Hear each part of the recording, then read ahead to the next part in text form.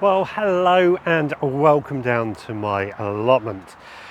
Now, I have neglected my allotment over the last few weeks, but I've been rewarded.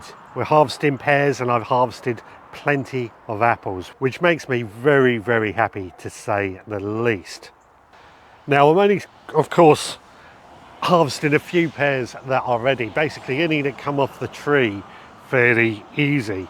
If they're damaged in any way, eaten by insects, they're going to end up going in the compost bin, which is a bit of a waste, but there's no point storing them because they're just going to cause others to rot, and that's not really what we want. Anyway, we've got enough let me get my words out. Anyway, we've got enough pears now off this tree that are ready. I'm going to start tidying up underneath. So at this point, out comes the trusty hedge trimmer to cut down the comfrey. We'll get the trimmer out in a bit to trim other areas as well. But I mentioned I've been a bit busy over the last few weeks. Work, of course, gets in the way of gardening, which is really annoying, but I've also been at quite a few gardening shows. I met up with this lot at one of the gardening shows that I've been to. You might recognise some of them. Added to that, I have also climbed Mount Snowdon with another group of gardening friends, where we have raised over £4,500 for getting kids gardening into school, something that I truly believe we need to do more of.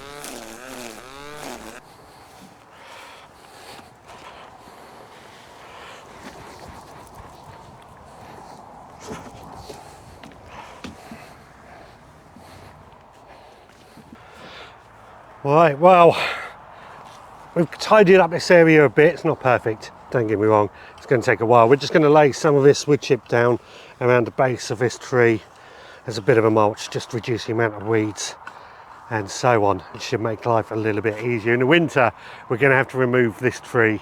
It's been saying this for a lot of years, but this year I really want to get it gone. It's not going to be easy to remove. I'm not quite sure how I'm going to do it just yet, but I'll figure a way out. Anyway, that's not all I want to do today. I'm going to move up to the top area where we've got a few things that I need to do up there.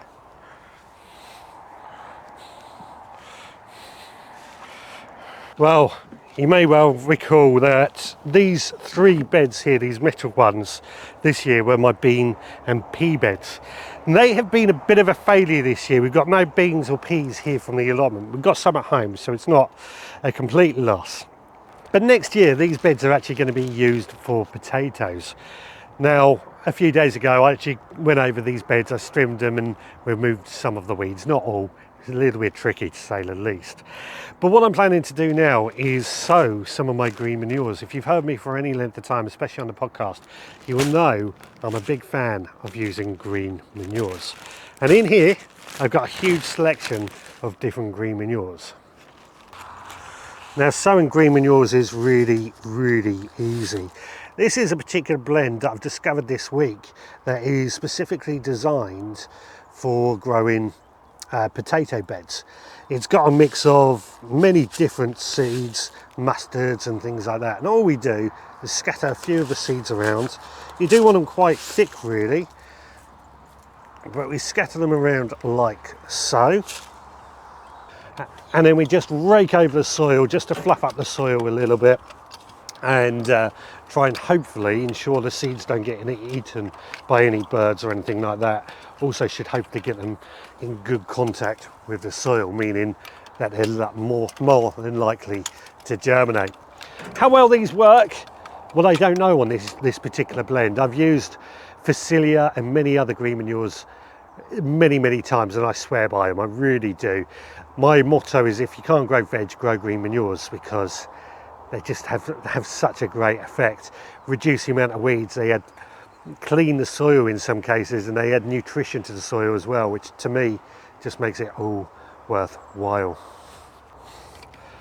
Well, we've got the seeds sown. I will finish off with just giving them a good watering. My plan with these particular green manures is that they're going to hopefully grow, and I will share with you how well they get on.